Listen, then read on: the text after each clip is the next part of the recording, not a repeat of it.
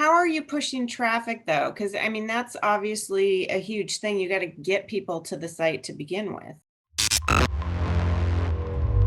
So $300,000 in advertising a month. We actually split it into several parts. This is something that we're going to put together more training on that subject, Elaine, but a portion of that, we actually just take my dad's content and push it in front of people. We try to warm them up.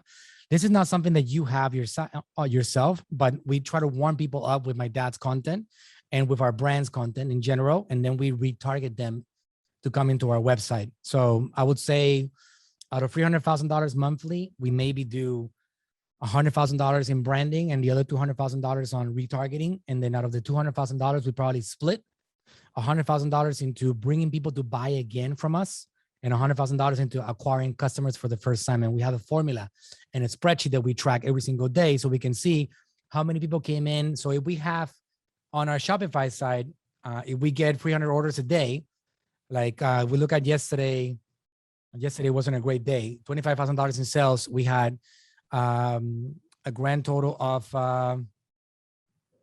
248 orders. We break it down. How many of those actually bought for the first time? How many of them are repeat customers? And then we adjust things based on that because we have to obsess over acquisition of customers.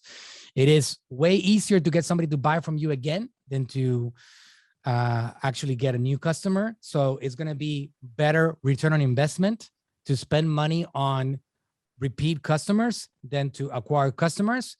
But if you don't spend money on acquiring customer, then the circle kind of dies. So you got to have a combination of both.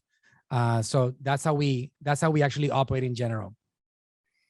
So, I mean, somebody like me, how am I going to get all of this content created, right? I mean, you're talking about videos and emails and text messages and constantly pushing stuff out there. I mean, is that like just hiring a dedicated copywriter? Like what? So are you a one-man show at this point, Elaine? What's that? Are you a one-man show at this point? No. How many people do you got? So I have got, I've got one graphics person who she does all my product packaging and she's hired a couple people on Upwork to help her. I've got a VA. Other than that, I mean, I've hired a couple people on Upwork to help with listings. Let me see if I can show you. And this is something that, again, we're gonna give you access to some of these tools.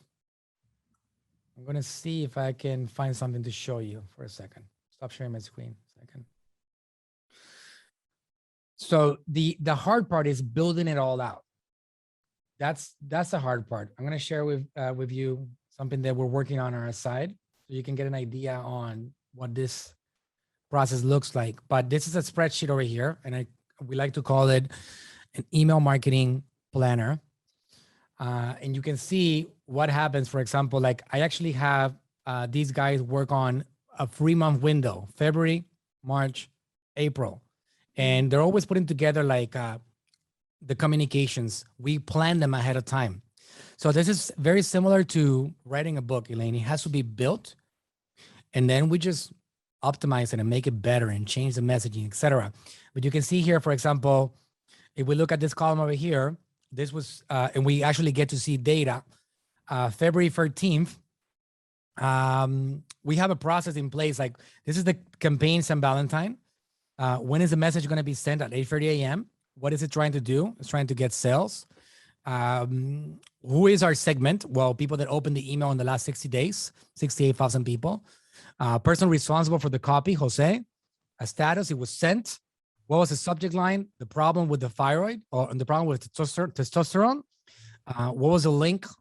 We can even put here the link to the campaign. I would have to log in on that one. I'm doing that right now. This one over here says, what is the content link? Okay, I can click on this one. I can see what was being promoted. This is an article that we put together in which talks about my dad's viewpoint on testosterone. And then qual checked, was it sent? What was the open rate, click-through rate? how many people was it delivered to, and then we're adding columns after a while of revenue and things like that. This has to be put together and structured before you start going heavy on spending money on advertising. We have to build these things out for you. Like I would tell you, one of the things that you got to do is a 90-day email marketing plan. You got to build that out, similar to this, right? You got to build a 90-day text messaging marketing plan. That has to be built out. It's kind of like you have to map it out. Now, here's the thing about this, Elaine. Like there's certain things that are very, very difficult to delegate as the brand builder that you are.